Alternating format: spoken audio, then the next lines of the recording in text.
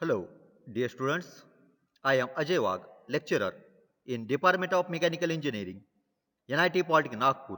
I welcome you to the course of Manufacturing Process for the fourth semester Diploma in Mechanical Engineering. मैं आप सभी का fourth semester का subject manufacturing process के video lecture series में स्वागत करता हूं। आज हम स्टार्ट करेंगे लेक्चर नंबर 4 और टॉपिक है rolling process. Learning outcomes of this topic, that is rolling process. After completion of this lecture, learners will be able to first one explain the principle of rolling, second one explain hot rolling and cold rolling, third one state the application of rolling. Program outcome achieved through this topic, that is rolling process, are listed in the table given below. Introduction of rolling process. When metal is required in long length of uniform cross section, the deformation process applied is known as rolling. Rolling एक ऐसा process है जिसमें hot metal workpiece को दोनों roller के बीच में compress करते हैं या स्क्वीज करते हैं। स्क्वीज करने के बाद प्रोडक्ट का और कंपोनेंट का लेंथ इंक्रीज होता है। इंक्रीज होने के बाद ये uniform cross section of thickness का यूनिफॉर्म क्रॉस सेक्शन मिलता है in a rolling process. In rolling process the length of workpiece is increase while the cross sectional area of workpiece is reduce. जो component form होता है by means of rolling process वो longer length का रहता है, इसका length increase होता है but cross sectional area reduce होता है या कम होता है। It is a rapid process of forming metal into desired shape by plastic deformation. Rolling एक ऐसा प्रोसेस है जिसमें फास्टली मेटल फॉर्म होता है इनटू अ डिजायर्ड शेप में। Rolling is the plastic deformation of material caused by compressive force applied through a set of revolving rolls. Rolling process में दो rollers का यूज करते हैं, upper roller and bottom roller. यहां से workpiece को pass करते हैं। This is the direction of workpiece flow. यहाँ पे कॉम्प्रेसिव फोर्स अप्लाइड होता है जिसके वजह से वर्कपीस का लेंथ बढ़ता है और क्रॉस सेक्शनल एरिया या थिकनेस कम होता है। The thickness of the workpiece is reduce by the process with a corresponding increase in length. यहाँ पे आप एनिमेशन में देख सकते हो, यहाँ पे दो रोलर्स है जो कि अपोजिट डायरेक्शन में रोटेट हो रहे हैं। ये डायरेक्शन ऑफ रोटेशन है रोलर का, अपर रोलर का, और ये अपोजिट डायरेक्शन में रोटेट होता है। यहां से वर्कपीस फेड करते हैं, फेड करते मीन्स पास करते हैं। जैसे यहाँ पे पास करते हैं तो इसका जो थिकनेस है वो कम होता है और अल्टीमेटली इसका लेंथ बढ़ता है, लेंथ इंक्रीज होता है। Principle of rolling. The process of rolling basically consists of passing the hot ingot through two rolls rotating in opposite direction at a uniform peripheral speed. Rolling process में ये basically जो ingots रहता है वो pass करते हैं through two rollers. First one is a upper roller and this one is a bottom roller. Both the rollers are rotated in a opposite direction.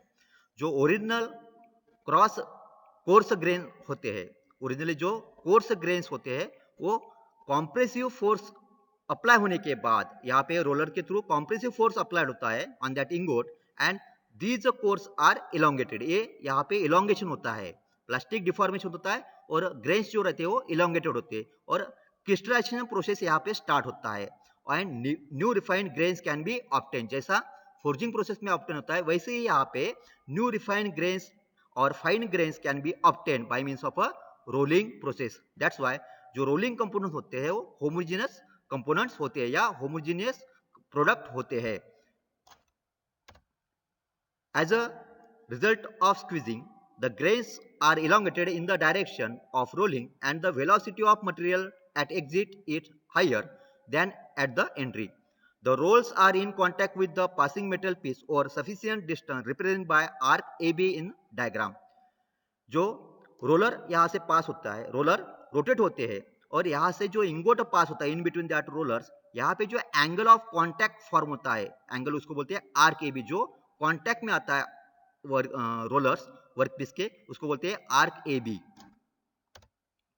The angle AOB subtended at the center of the roll by the arc AB is called the angle of contact.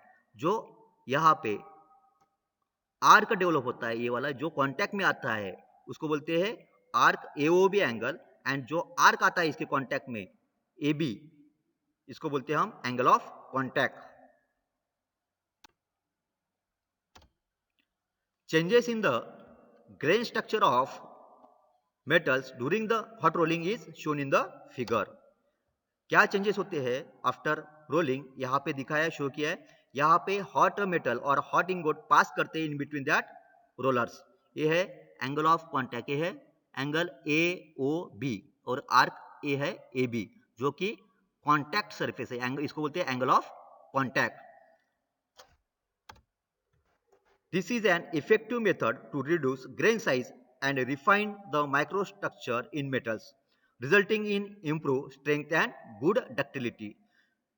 Ingot, hot ingot यहाँ से पास होने के बाद जो course रहते हैं वो यहाँ पे ग्रेन्स जो रहते हैं वो कोर्स रहते हैं, यानी मोटे रहते हैं, लार्जर इन डायमीटर रहते हैं. आफ्टर रोलिंग यहाँ पे डिफॉर्मेशन होता है, स्क्वीजिंग होता है, कॉम्प्रेसिव फोर्स लगता है मेटल के ऊपर, जिसकी वजह से जो ग्रेन्स है वो इलोंगेटेड होते हैं, and new refined grains can be obtain in a rolling process. Rolling mill. The ingots obtained from foundry shop are first rolled into 3 shapes. जो इंगोट हमें फाउंड्री शॉप से मिलता है, मीन्स फाउंड्री शॉप में सबसे पहले मेटल को melt करते हैं, देन उसको कास्टिंग करते हैं पर्टिकुलर शेप में. तो इंगोट से हमें 3 शेप्स रोल करते हैं. These are, first one is a bloom, billet and slab. Rolling process से सबसे पहले हमें इंगोट फाउंड्री शॉप से ऑब्टेन होता है, उसके बाद इसको रोल करते हैं, इंगोट को रोल करके ब्लूम हो गया, स्लैब बनाते हैं, और स्लैब से फिर सब्सिक्वेंटली शीट्स, प्लेट्स, बार हो गया, ये प्रोडक्ट हम बना सकते हैं. It is widely use industrial process to convert steel ingots into blooms, billet and slabs, and subsequently into plates, sheet and strips, rod, bar, pipes and rails. Rolling mill एक ऐसा process है जिसमें हम steel ingot को bloom में convert करते हैं, billets में कन्वर्ट करते हैं एंड स्लैब में कन्वर्ट करते हैं. फिर उसके बाद हम उसको ब्लूम, बिलेट्स, स्लैब को फिर सब्सिक्वेंटली प्लेट्स में कन्वर्ट करते हैं, शीट में मेटल में कन्वर्ट करते हैं, स्ट्रिप्स हो गया, रॉड हो गया, बार हो गया, पाइप्स एंड रेल कंपोनेंट में कन्वर्ट करते हैं. तो इसको, यही प्रोसेस को हम बोलते हैं rolling process. First one is a Bloom. जो इंगोट हमें फाउंड्री शॉप से मिलता है, सबसे पहले इंगोट को रोल करते हैं into the Bloom shape. Bloom is a rectangular or square piece of metal. Its cross section ranges from 150 mm by 150 mm to 250 mm by 300 mm. Bloom एक ऐसा रेक्टेंगुलर और स्क्वायर पीस होता है जिसका cross section रहता है 150 mm by 150 mm up to 250 mm by 250 mm और 300 mm by 300 mm. Bloom हम इसको बोलते हैं जिसका क्रॉस सेक्शन जो होता है वो एक तो स्क्वायर में रहेगा या रेक्टेंगुलर मेटल पीस में रहेगा. यहाँ पे भी आप देख सकते हो, ये this one is a cross section of Bloom. ये जो क्रॉस सेक्शन रहता है वो रहता है 150 mm बाय 150 mm और 250 mm बाय 250 mm और 300 mm bye 300 mm. The rolling mill used to reduce the ingot to bloom is called blooming mill. जो रोलिंग मिल में जो इंगोट मिलता है फाउंड्री शॉप से, उसको ब्लूम में कन्वर्ट करते हैं. ब्लूम में कन्वर्ट करना मीन्स ए शेप में या ए साइजेस में कन्वर्ट करते हैं, वो मिल को बोलते हैं, रोलिंग मिल को बोलते हैं blooming mill. Further they are rolled into structural shape like T section, I section, angles, channels and rails.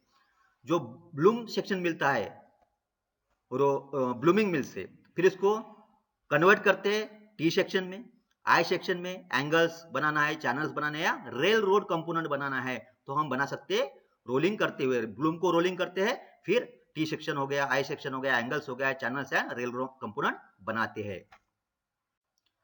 Second section is billet. Billet are similar to bloom but smaller in size. यहाँ पे आप different shape के bill rate section देख सकते हो. The cross section ranges from 50 mm by 50 mm to 125 mm by 125 mm.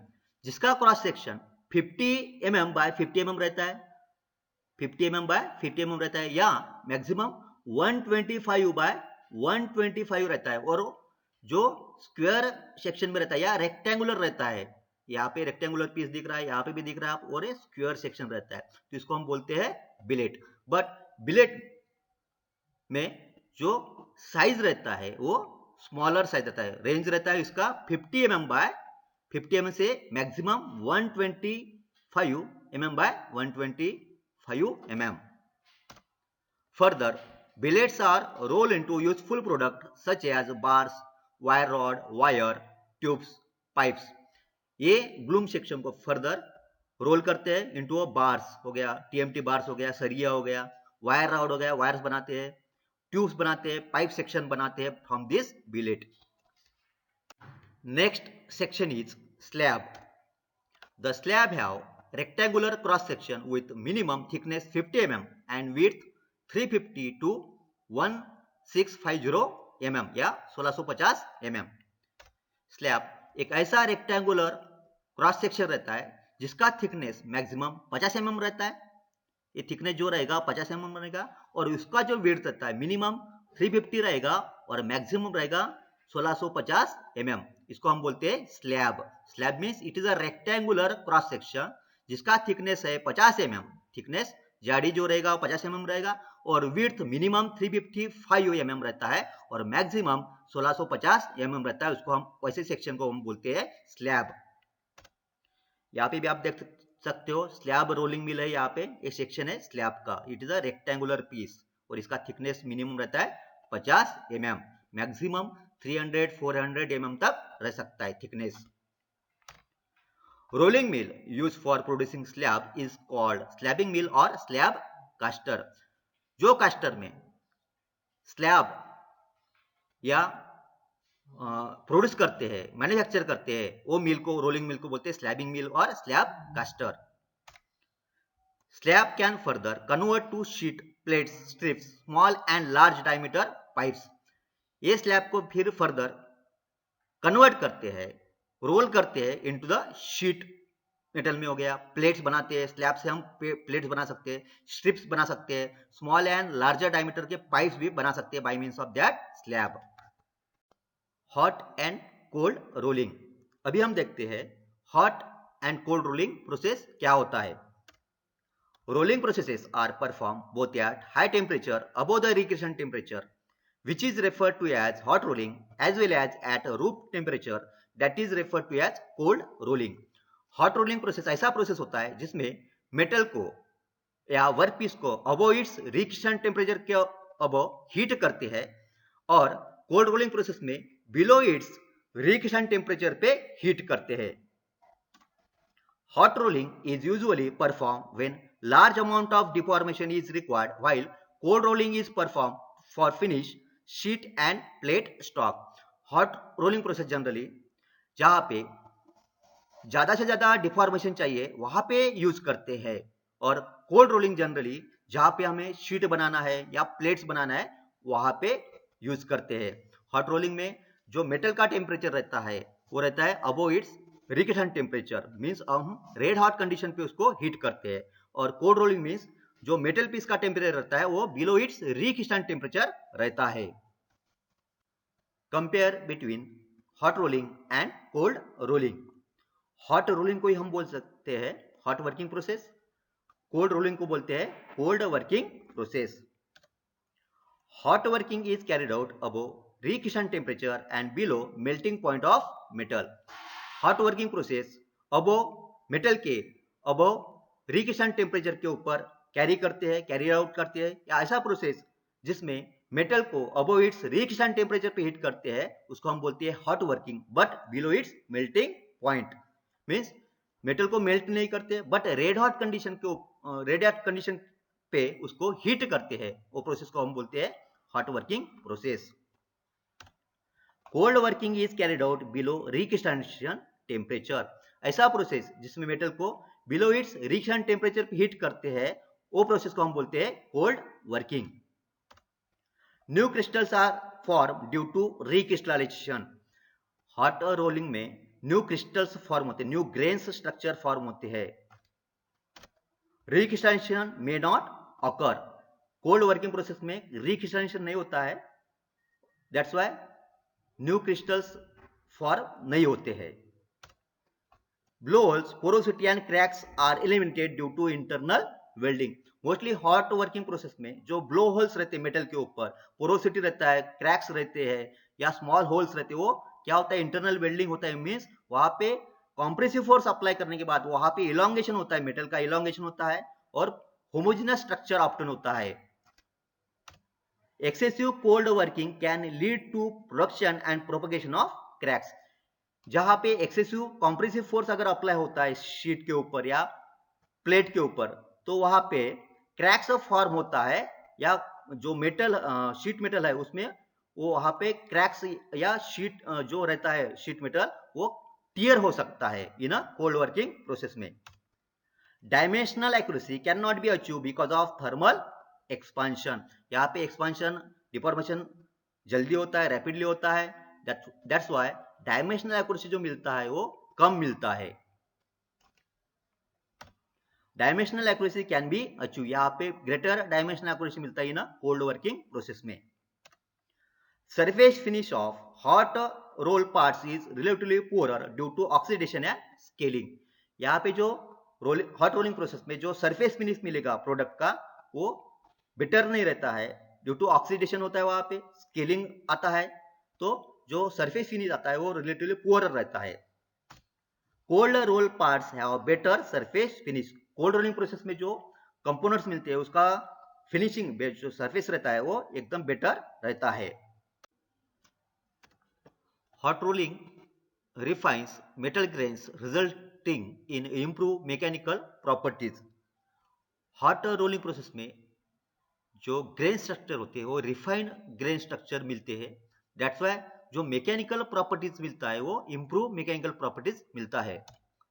Cold working और cold rolling processes lead to distortion of grains, जो grain structure मिलता है कोल्ड रोलिंग प्रोसेस में वो थोड़ा सा खराब मिलता है या डिस्टॉर्टेड होता है। Thin gauge sheets and fine wires can not be produce, hot rolling process में थिन गेज शीट मीन्स जिसका थिकनेस कम से कम रहता है, मिनिमम थिकनेस रहता है, और वायर्स टाइप या फाइन वायर्स टाइप प्रोडक्ट नहीं प्रोड्यूस कर सकते इन हॉट रोलिंग प्रोसेस में। Very thin sheets and fine wires can be produce, कम से कम थिकनेस का, एकदम स्मॉल थिकनेस का शीट मेटल हम प्रोड्यूस कर सकते हैं या फाइन वायर्स प्रोड्यूस कर सकते हैं by means of a cold rolling process. No residual stresses are produce, hot rolling process में जो ओरिजिनल स्ट्रेस रहता है उसको रिमूव करने के बाद भी रेसिडुअल स्ट्रेसेस प्रोड्यूस नहीं होता है, but in cold rolling process में considerable residual stresses are produce, original stresses यहां पे रिमूव करने के बाद भी रेसिडुअल स्ट्रेसेस प्रोड्यूस होता है। Forces required for processing are lower, process rates are faster and smaller machines are use. Hot rolling process में फोर्सेस जो लगते हैं कॉम्प्रेसिव फोर्स लगता है वो लो लगता है, प्रोसेसिंग रेट्स आर फास्टर यानी प्रोडक्शन रेट ज्यादा रहता है, and smaller size machines are use in a hot rolling process. Forces required are higher, process rates are slower and heavier machines are used। जो force लगता है compressive force लगता है वो कोल्ड रोलिंग प्रोसेस में ज्यादा लगता है और जो प्रोडक्शन रेट है कम रहता है, और कोल्ड रोलिंग प्रोसेस में हेवियर और heavy duty machines are use. Application of rolling mill for producing large number of useful articles such as plates, bars, sheet and strips. For making structural sections like T section, I section, angles, channels and rails. These are the components which can be produced by means of a rolling process. This one is a plates, this one is a sheet metal, this one is a strips. ये हो गया railroad component. This one is a T section, this one is a I section, angles, channels. This can be produced by means of a various rolling process. Summary of today's lecture. आज के lecture में हमने rolling process क्या होता है उसके बारे में डिस्कस किया, प्रिंसिपल ऑफ रोलिंग के बारे में डिस्कस किया, हॉट रोलिंग क्या होता है, कोल्ड रोलिंग क्या होता है उसके बारे में डिस्कस किया. उसके बाद हमने एप्लीकेशंस ऑफ रोलिंग के बारे में डिस्कस किया. Unit outcome achieve through this topic are identify the point of differences between forging and rolling process with justification and sketches. Program outcome achieved through this topic are listed in the table given below. Most likely questions asked in MSBT examination are: first one is explain the principle of rolling with neat sketch. Second question is compare between hot rolling and cold rolling. ये दो question आपको आपकी copy में note down करना है और इसके properly answer लिखना है. If you have any query regarding the writing of answer, then please call me. Thank you very much. Keep learning and happy learning. In next lecture, we will discuss about the topic that is types of rolling mill.